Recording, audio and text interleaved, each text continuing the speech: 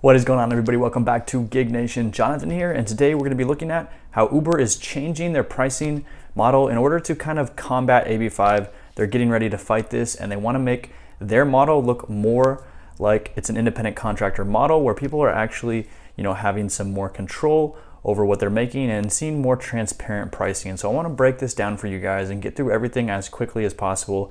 Just lay out the basic changes, and then I want to give you a quick kind of opinion of this and see where this might be going in the future. So this is going to be taking effect in California. That's where AB5 is kind of challenging Uber at the moment, and it's going to be rolling out slowly city to city. There is some potential for this to be rolled out nationwide in other locations. So we've kind of yet to see here, but what we will be seeing in the next couple of weeks is these changes really being rolled out in select cities, slowly moving throughout the entire state of California. So let's break down exactly what we're going to see happen here. So the biggest change that we're going to see happen here is no more upfront pricing. And this is something that Uber drivers really didn't like in the past. So this is big news for drivers. It's really a transparency thing. It kind of simplifies the pricing structure. So in the past with upfront pricing, a ride could be a huge payout like $60. It could cost the customer $60 and only pay out a driver, 10, 15 bucks, something small like that. So this new model is going to be more simplified, and what it's going to do is it's really going to pair driver earnings more closely with what the passengers are paying, which is really what we want to see. And it's kind of what Uber used to look like more in the past. And I think drivers actually liked the past pay model a lot better than what they're seeing currently. So this is a big change. This is good news for drivers, and it's definitely, has the potential to boost earnings for drivers in California cities where it's taking effect. So let's break down exactly what this pay model is going to look like. So it's going to be really straightforward. The old booking fee is going to become a marketplace fee, and now that's slightly variable. We'd like to see it fixed, but Uber definitely has reasons for needing to fluctuate this fee from time to time.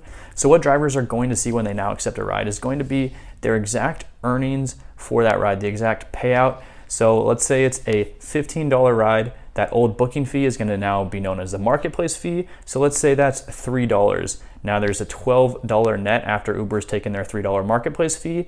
And from that, the flat service fee of 25% is then subtracted, leaving the driver with a $9 payout. And so the big news here is that the service fee is now that standard 25% across the board.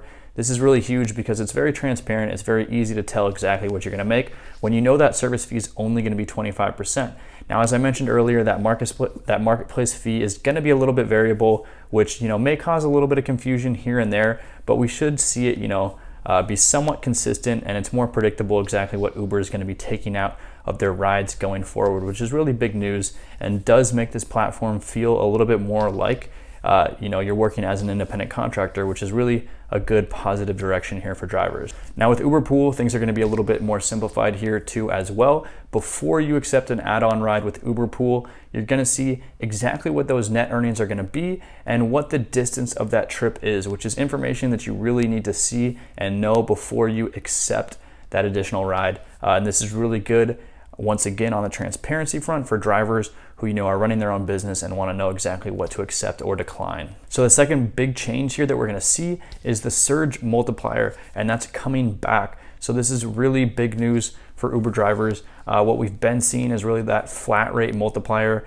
where you see kind of specific rates boosts in certain areas, and it was really kind of nickels and dimes. It wasn't a huge multiplier compared to what drivers used to see in the past with the surge multiplier, and this was really the biggest way to earn with Uber. I remember driving a few years ago, and if there was a big rainstorm, snowstorm, concert, any sort of event, you would see 1.5x, 2x, whatever that was. You'd get the exact multiplier. It was really simple, and it could be a huge boost on earnings. So if you had that $20 ride and it was a 2x multiplier, all of a sudden that's a $40 payout. Really simple and really big way to increase those earnings. Uber is now bringing that back. This is huge news and really a big plus for drivers out there. And so the last change that we're going to be seeing is changes to Uber Quest. And these are kind of, not as big of a deal. I'm not sure exactly how they're going to impact drivers. It doesn't really look like they're going to have a huge impact on driver earnings. But in the past, they would have some, promotions where you got to select what sort of promo you were going for. And let's say you gave 60 rides, then all of a sudden you could earn a $1 bonus on top of that for every single ride. And it was a nice way to incentivize drivers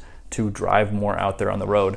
But with this new Uber Quest model, what they're going to be doing is essentially reducing the service fee if you give more rides. So think about it like this. They might offer a similar quest where if you drive 60 rides, then every ride after that, your service fee would be reduced from that 25% to a now 10%. This looks a lot like the old Lyft Power Driver bonus.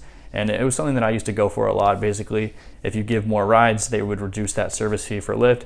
Uber's kind of, implementing this again here. But overall, is it really going to be making drivers earn more than that additional payout with the old Uber Quest model? It's really tough to say. And it's, honestly a little bit confusing. So we're not really sure how this is going to pan out for drivers. So now let's break down why exactly this is big news and why this could have a huge impact on the gig economy as a whole. And so the big thing here is Uber is the biggest app in the gig economy. So when they do something, it potentially sets precedent for other apps to follow. And this transparency here, the potential increase in earnings for drivers is huge. It's good news for not only Uber drivers, but delivery drivers, people on other apps across the board. DoorDash drivers potentially could hope to see some changes come to that app as well, because we know that all of these companies are kind of gearing up to fight AB5 and trying to make this look more like an independent contractor model. So a bunch of drivers out there might say, hey, this isn't really truly making us independent contractors.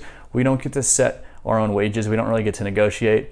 And that's true, but I'd like to kind of play devil's advocate here, because while this has been a big argument for drivers, I don't think it's something that we're going to see, and I actually don't think it's something that's possible with app-based jobs, and here's why. So if you think about a traditional independent contractor, yes, they do get to set their own wages, but what they actually set is dictated by the market. So let's say you're a handyman and you are setting out a bid to fix a fence, and you bid something like $5,000 because you get to set your own wages, so you can set them as high as you want. Well, in any efficient marketplace, someone who's looking at your bid is also going to look at other bids, and what they're going to see is they're going to come down to kind of an average bid. They're going to get an idea of what this should cost, and then they're going to choose the best contractor for the job at a reasonable price. So what's really happening here is the market is dictating the value of that service. And what Uber is doing with this platform is also kind of dictating the value of that service. But if they're taking out all of these fees in a non-transparent manner, then it's not really market value that you're seeing. So bringing back this transparency is really going a long ways towards making drivers really look like independent contractors, at least in my opinion. And I think it's really a big step. I think it's something that drivers hopefully can be happy with. But we still have a ways to go and some more improvements to see in the gig economy with Uber and with other apps as well. Now, another big thing here that I did mention is that booking fee became the marketplace fee, and this is somewhat variable. This is something that might scare drivers potentially. Anytime you see variable fees, you might say, hey, Uber could change this at any time. They could raise it, which could cut into my wages. Yes, this is something that is potentially scary. It's something that you look at and you say, hey, I can't fully trust it because I don't know what that fee is going to be. But I think you will kind of see an average fee, and it's not something that's going to be as easily to hide and manipulate as past payout models are, because you're still showing that kind of upfront. The math is really simple with this new payout model.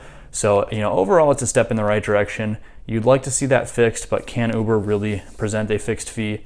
I'm not sure that they can here. And at the moment we don't have it. So we just got to take what we have and enjoy the newfound transparency and the fact that it is a step forward. One of the biggest things here, in my opinion, is that surge multiplier. That's really huge. That was one of the biggest bonuses for driving. So I love that they're bringing that back. So I'd like to hear your opinion here. If you're a driver, is this too little too late for Uber? Is this a big enough reason to start going back to the Uber platform?